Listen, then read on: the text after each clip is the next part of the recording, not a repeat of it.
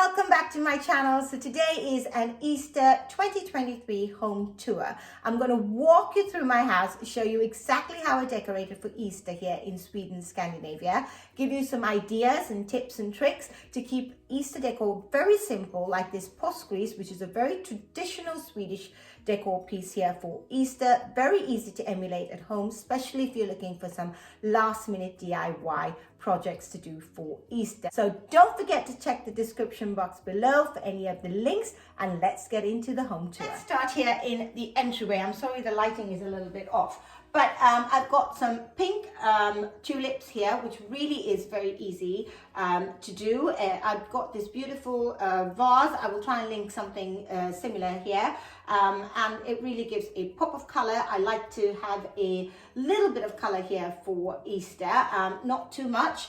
And then I've got my Easter egg here that is a very neutral. It just says Happy Easter. I bought it a few years ago with my husband when we were living in our flat in a place called Sundbyberg here in Sweden. And then into my orchid, I just added these sort of sprigs. You can buy these here in Sweden. I'm just going to show you close up. This is what it looks like. It comes with a stick and then you just poke it into whatever vase. So I have a few of these around the house. They're so pretty. We decorate a lot with feathers here in Sweden. So they are just a feather flower. I thought they were so pretty. I bought them a few years ago here in Sweden. I'm going to try and see if I can find something, but it's going to be quite difficult, I think, to find these outside Sweden or in the States. And then I bought these a few years ago. Now, this would be really easy to emulate. You would just need to get yourself one of these skewers and an Easter egg and just poke it into it if it's hollow with a little bit of glue gun, and then you are able to stick it wherever you like. I did buy these on clearance a few years ago, so they were not very expensive at all, not worth the trouble doing it at home. So I like to wait till after Easter if I wanted to buy more decor, but I do have quite a bit now. So these ones just went in as this wreath is an eucalyptus leaf. It is a fake wreath that I bought at a grocery store, actually, believe it or not. I have this all year round, and I've just added in again some of these fluffy decor pieces that we have here for Easter. Now this is almost like a cotton wool. It's just added on wire. Everything's on wire. Added to some pots and plants just to give a pop of color. So as you can see, this one is really pretty. It is sort of a fluffy woolen sort of thing. You could emulate it by having some colored cotton wool and just adding a wire in.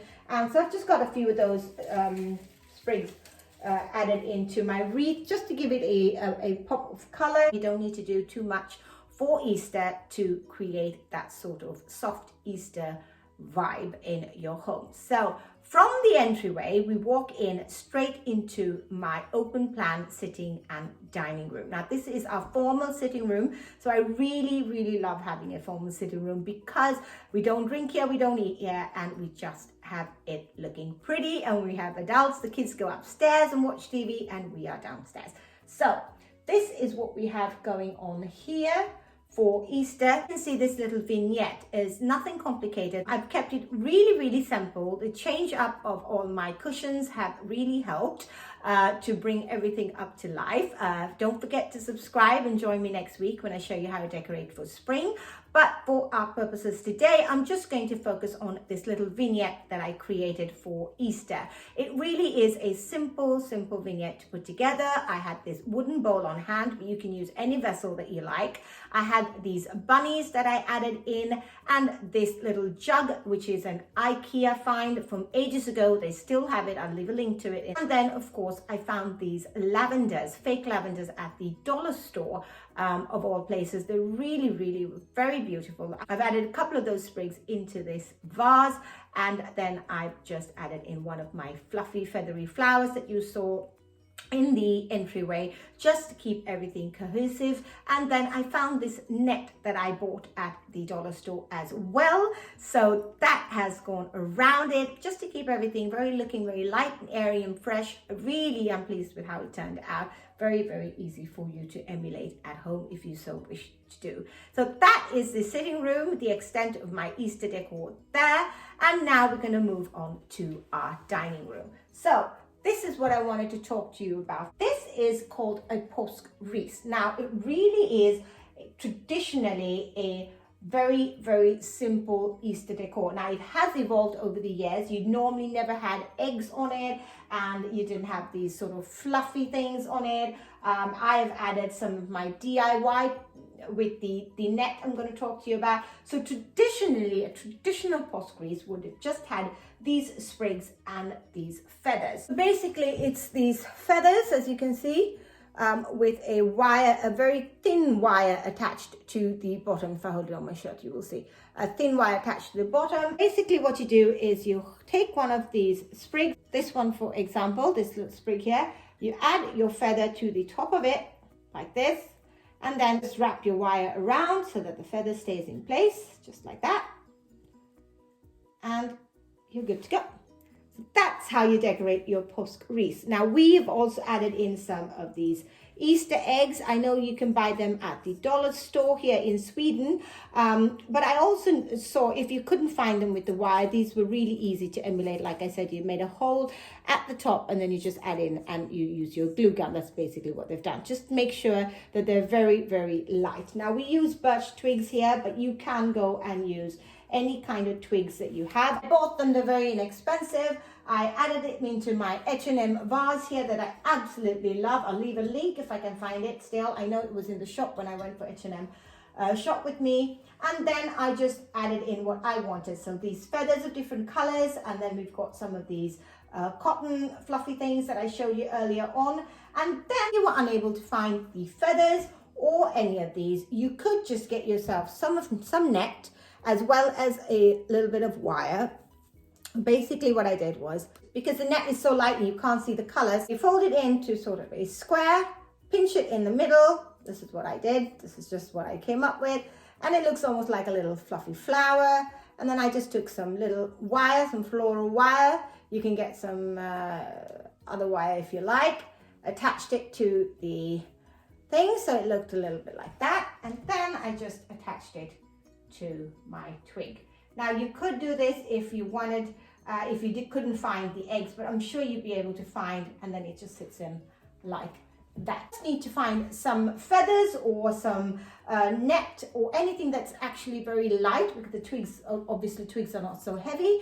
And then you just attach it to your twigs and you've got yourself an Easter traditional Swedish påskris. It really is beautiful. You can add whatever it is you like to it. I absolutely love it. It really is a statement piece for very, very little money and something you can easily emulate at home. So let's talk about the Tablescape this year. This year I wanted to keep everything light and bright and very fresh and very spring-like, and keep in a few touches of Easter. Now, given this påskris right in the middle of my table is a huge statement piece, so it didn't really need a lot of decor, but I'm having a few friends over for Easter at some point, so I laid the table and I'm going to show you how I created it. So let's start off by showing you these. These are paper eggs. Now, in Sweden we don't really we give chocolates, but really the idea is you give a lot of sweets. Now, traditionally the kids would go trick-or-treating also during Easter time, so that was really when the kids went trick-or-treating. Now they do it during Halloween as well. But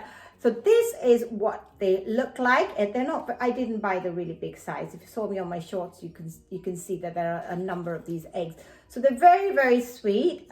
Different prints you can get is like, and you fill it with your sweets and you put your lid on, and this is what you would hide throughout your home, and then everybody would find their given egg. You could put their name on it, or you could just have a number of different types of candy that everybody generally likes, and then you would hide these around the house. So this is typically what your kids would be looking for when they have an Easter hunt. So I bought 8 of them because we're having a group of 8, and I used them as a table setting. As you can see, for my table setting, I am planning to I'm not really quite sure if I wanted to put their names on it. You could use it as a place card. I used a napkin ring for the base of it.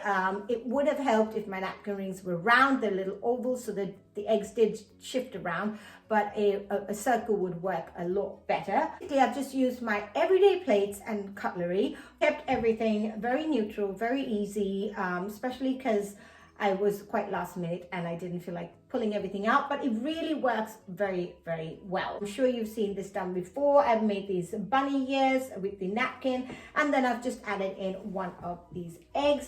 Very, very simple to do. So what I did was, you know, you just fold it and then you thing. And so normally people would tie in a ribbon or a tie and have it sort of as a bunny. You could have it like that. But I just simply took one of the eggs that had the hanging eggs. I had a lot of them.